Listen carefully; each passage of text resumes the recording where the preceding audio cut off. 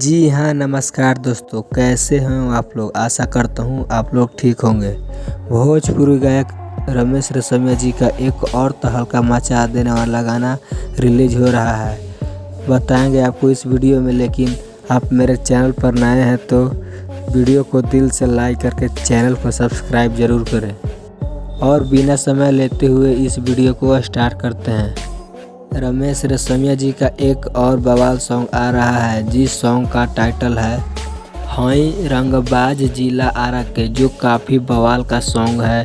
यह duet song है जो रमेश रेशमिया और सृष्टि भारती दोनों मिलकर गाए हैं और इस गीत को लिखे हैं आज़ाद सिंह। और म्यूजिक की बात किया जाए तो म्यूजिक डायरेक्टर हैं एन.के. वर्मा, जो काफ़ी बवाल का म्यूजिक देते रहते हैं।